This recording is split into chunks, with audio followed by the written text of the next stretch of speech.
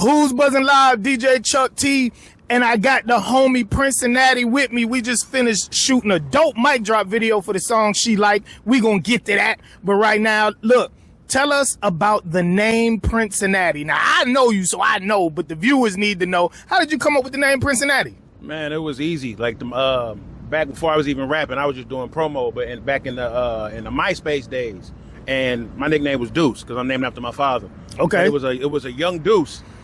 Add area code. So it was Young Deuce 513. It was Young Deuce 704. It was Young Deuce 843. Like, everybody had a Deuce. Yeah. So it was just like, once I kind of started dabbling in the music, I remember I did a cypher outside of a club, and somebody was like, "You rapping like you trying to be the king out here." And I was still humble. He was like, "At least the Prince." So I just started playing with the letters. Gotcha. And I remember it was twitter.com, and I put Princinnati. And then somebody was like, "I don't even know who that is, but that name hot." Gotcha. And then it just stuck. It was an AKA, and then, the rest is history. Definitely. So is it safe to assume you're from Cincinnati? For sure. You know what I'm saying? Like, everybody who know, I've lived in all the neighborhoods. Like I always said, I couldn't rep one hood because I lived too many places. Gotcha. So I just repped the whole city itself. Gotcha. How long you been rapping? I know you said you was doing something prior to rap. How long you been doing it? I started investing in myself. It's been about a decade. But before that, it was just playing around with the fam. And then it was like I had a cousin pass away. And that was kind of my way of sticking with him. You see what I'm saying? So honestly, really investing in myself about a decade. Gotcha. So look, man, you a family man. Yes, sir. All right? Family man all the way, through and through. Yes, sir. So how is it navigating through the rap game, having a wife, having kids? Because a lot of people would tell you like, oh, you gotta keep your kids and your girl in the background. You can't even tell nobody you got a girl, blase. You be like on some fuck all that shit. I mean, what they got to do with handling business? It's not really a situation where you can't handle your business and do your thing. Now you kind of gotta mature, and you gotta cut your whore meter off that used to be on. You know what I'm saying? So it's like you can't really, you don't indulge in that. But other than that, you handle what you gotta handle when you go about your business. Like, your personal is your personal, and I just try to keep things separate. People know, but it's not like I'm not hiding nothing. But in the same breath, it's like I still have my own life, and I still can maintain my business. There it is. So speaking of businesses, I know you rap. We all know you do pretty well for yourself off of rap, but you also are a corporate man as well, ain't you? Well, yeah. I mean, you gotta have somewhere to get the money for real. So, gotcha. In real life, I'm a lab tech.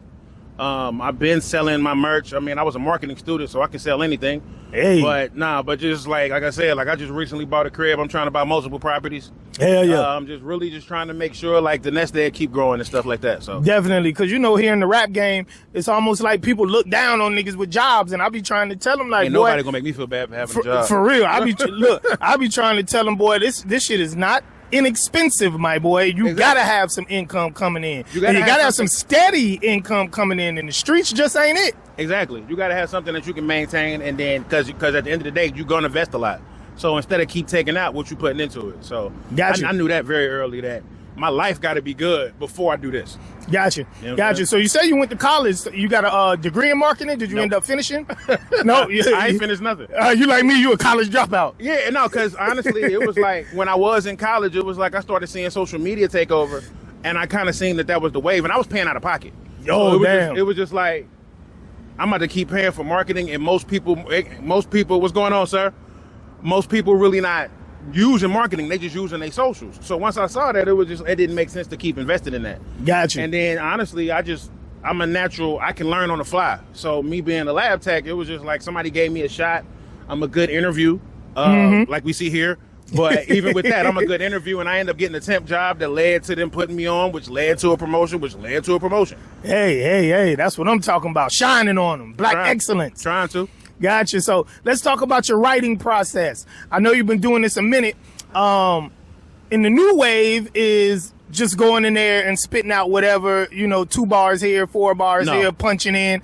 That's when you're in the studio for 12 hours and you don't need to be. Gotcha. So you sit down, you write your shit, you put time and thought into it. Well, yeah, I go in. What I try to do is, if I'm going in, my main engineer is a dude named X, Young X. He's been my engineer forever here in Cincinnati. Shout out Young X.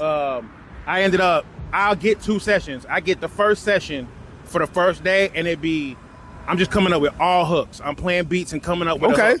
coming up with all hooks. If I can't come up with a hook, go to the next record. If I can't come up, go to the next record. Got you. You end up coming up with like 15, 20 hooks. Then from there, the next day, if I got 8 hours, I'll see which ones I actually want to do. And then in that span of time, I start coming with ideas and coming up with different concepts and stuff going with that. So then that next day, I'm just coming with the verses. Gotcha. So you end up with pretty much an EP every time.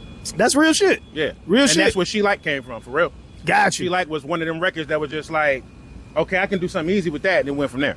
Okay, so you brought up EPs. In today's music climate, people are always torn about whether or not to drop singles, drop full projects, drop EPs. How do you decide which you gonna drop? How do you decide which song stays a single or which song is a part of a bigger project? Honestly, for me, it's about what's already invested in, depending on the records. So if it makes sense for me, then I'm like, I just put out an EP, preheat. That means, you know, we're getting ready to cook. Mm-hmm. And then it's going to be preheat 2, and then the full project is going to come after that. So it's just about the layout. So for me, I'm usually, for people to know, I'm usually singles based. But now with you trying to get people trying to get their numbers up, you at least got to give them 4 or 5 to where they can notice that that one ain't a fluke. Got you. So I put out I put out preheat. That got 6 on it. I'm gonna put out preheat 2 around my birthday in February, and then I'm gonna probably put out a full project towards the end of next year. Okay. All right. Perfect. So the single that you did today is called She Like. Who's the producer? Because the beat hard. That's the dude by the name of Sparks. Sparks, he from Cincinnati as well. Sparks, he got his bones from under High Tech. Got you. Cincinnati. So he did a lot of stuff, even though High Tech name on it.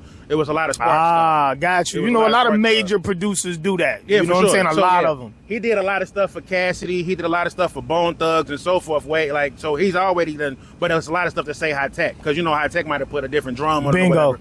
So Sparks, he been doing heat in the city for 20 years. Sheesh. So from there, like I said, but we got a pack from him.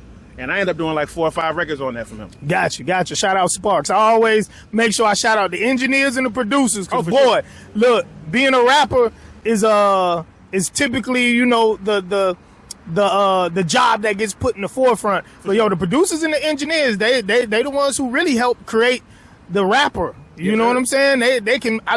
A poorly produced and a poorly engineered record ain't gonna get you nowhere. Yeah. It don't matter how much skills you got. It don't matter how talented you are. Somebody got to make it sound good, or somebody got to make you look good. So Bingo. I definitely want to always give credit to the producers, and like I said, my engineer, Young X, he does a lot of my production as well. But he just mixed a bunch of stuff on this project. Gotcha. So do you typically keep everything in house, or do you go on YouTube, try to search for new producers? Or no, no, I'd rather keep it in house because I know the business is better. Yeah. Like, you see what I'm saying? Like, I know it's not 14 people running around with the same beat. Sheesh. Like, I remember that whole All the Way Turned Up fiasco. Yeah, man. So I'm not going through that. Like, I'm not going to, especially I work too hard and I pay out of my own pocket. So, no. There it is. I know it's made for me. And even with that, it's a trust involved with people I've been knowing and working with. Gotcha. So your music has more of a commercial feel, a lighthearted feel. You know, you definitely have some records that are gritty, but for the most part, your music can cross over. You know, your music isn't just, stuck in the streets. Is that something that sort of you've done by design, or is that literally just your style? It's just my style, and it's a little bit designed, because I remember at first, like for the first 5-6 years, I made sure that not to even curse on no records. Oh man! So from there, it was just like, because it was being broke. It was like, if I make a clean version, then I don't have to make a clean version. Yes, sir. So then from there, it was just like, okay, cool. Well, like I always was a fan of Nelly, like Midwest. Like shout out to the big homie, he done put me on tours and all type of stuff. But I was always a fan of him. And at the end of the day, Nelly still tours today off records that were like the records I got from 2000. Bingo. Yep. He's still selling out these amphitheaters. He's still selling out these arenas. Yep. So it was just like, you gotta, and then the vibe was always dope for me to have females dance. It wasn't like dudes gonna move if the females move. Always. So it's just, making. Well, I don't know about nowadays, but back in the day, yeah, for sure. No, it's still this way. It's still that way today. Now you got a bunch of girls that's doing this when they in the club too. But now you still got the ones that still just like to, get that cute girl bop and just want to vibe. Yeah. Definitely for a brunch, for sure. Yeah, no, by far. You definitely got some brunch jams. You know what I'm saying? Definitely got some brunch jams. You just trying to find the right records to go in certain modes. So I always feel that the more commercial-ish records can fit more. Yeah, definitely. So look, man, before we get out of here, what you think the Bengals going to do this year, man? Man, with Joe hurt, but I think we keep a good backup. And Jake Browning did actually good work for us when Burrow got hurt in 23. Yeah. So we'll see today. Today the first test with the Vikings. So when this come out, hopefully we already got that dub. You feel me? Yes, sir. But I think we're gonna be all right. I think we can. Like we started off good. That's usually our problem. We usually start off 1-8. Yeah, and then we win 8 straight. But now starting off 2-0, I think we'll be cool. I think we'll be all right. Definitely. All right, so look, tell everybody where they can find you at, how they can keep in contact with you, and how they can listen to your music. Man, of course, everything is at Princinnati. You know what I'm saying? Princinnati.com. Princinnati on all socials. Princinnati on all DSPs. Like, if you see me, I had a promo around everywhere. You feel me? So it's just always, everything is at Princinnati. Princinnati.com. It's always going to be that. All right, DJ Chuck T, Princinnati, who's buzzing live? We out.